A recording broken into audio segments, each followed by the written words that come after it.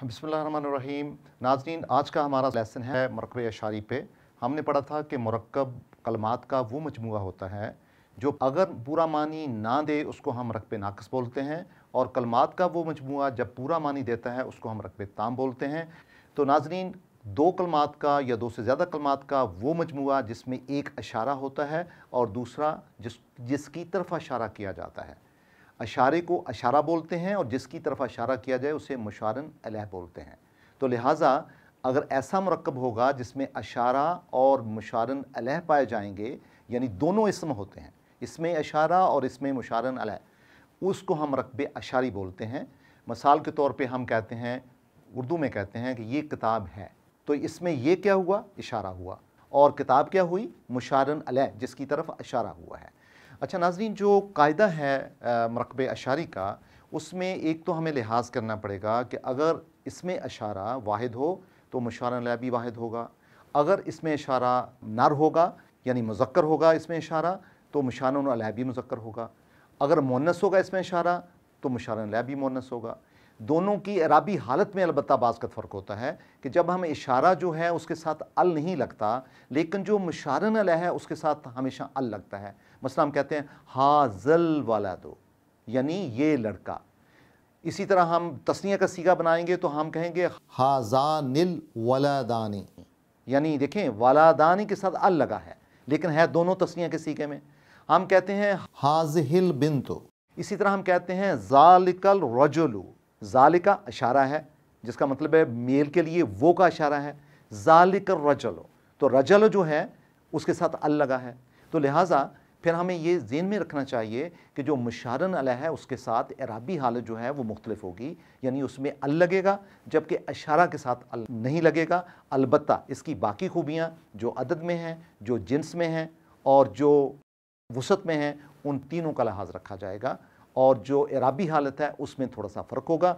अब नाज़रीन, आप दो काम कर सकते हैं। एक तो इसमें इशारा के टेबल को आप अच्छे तरीके से, जो इशारा करीब और इशारा बाईद पे मुहित है और साथ मुज़क्कर मुअन्नस जमा वाहिद का ख्याल रखा गया है, ये एक टेबल बना दिया गया है। कुरान हकीम में बार बार आप इन अल्फाज का इस्तेमाल देखेंगे।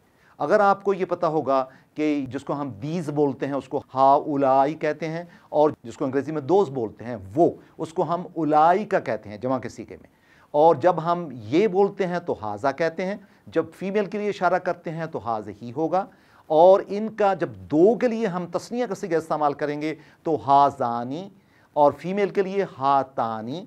और इसी तरह जब आते हैं हम इशारा बाईद पे तो मेल के लिए होगा ज़ालिका, उसका तस्निया का सीगा होगा ज़ानी का, और उसकी जमा का सीगा होगा उलाई का। और इसी तरह जब हम फीमेल के लिए इशारा करते हैं वो का तो हम कहते हैं तिलका, और तिलका का तस्निया क्या होगा? तानी का, और उसके लिए जमा क्या क्या सीगा होगा? उलाई का। कुरान हकीम में है उलाइका रिजालो, तो उलाई का क्या हुआ? उलाई का जमा का सीगा है, और रिजालों से हमें साबित हुआ कि ये मेल है और ये जमा का सीगा है।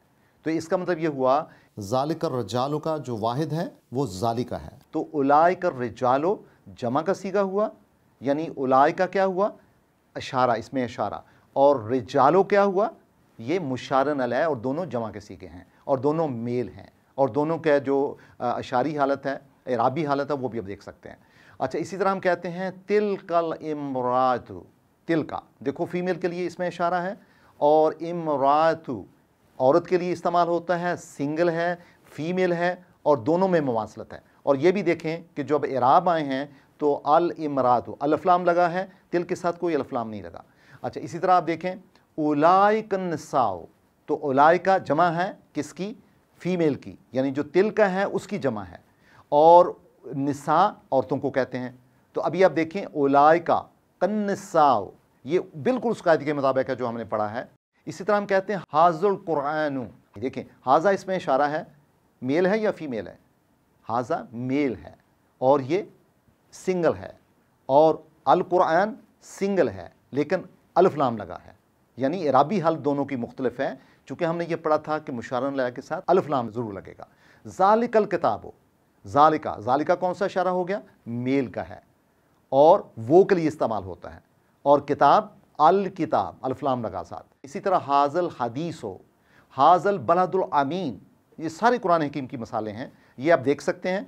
तो लिहाजा नाज़रीन मैं रिपीट करता चलूँ कि इसमें मुरक्कब इशारी क्या हुआ, एक ऐसा मुरक्कब कलमात का जो इशारा और मुशारन अलैह पे मुहीत होता है। इसमें पहले इसमें इशारा आता है, फिर मुशारन अलैह आता है, और दोनों अपनी इसम की चारों खूबियाँ, इसम, जिन्स और वसत का ख्याल रखते हैं, लेकिन आखिरी जो खूबी है राबी हालत, उसमें मुशारन अलैह के साथ अल्फलाम लगता है, जबकि इसमें इशारा के साथ नहीं लगता। और इन बातों की तस्दीक आप इन मिसालों से पा सकते हैं जो कि आपके सामने हैं। तो लिहाजा आपका आज का होमवर्क ये होगा कि आप बताएंगे कि मुरक्कब किसे कहते हैं, मुरक्कब नाक़िस किसे कहते हैं, ये पहला सवाल होगा। इसमें अशारी के जो कॉन्स्टिट्यूएंट्स हैं, जो पार्ट्स हैं, वो क्या होते हैं और उनकी मिसालें दें, और फिर 15 मिसालें ऐसी दें कम से कम कुरान हकीम से जिसमें इसमें इशारा और मुशारन अलैह पाए जाएँ। Thank you very much.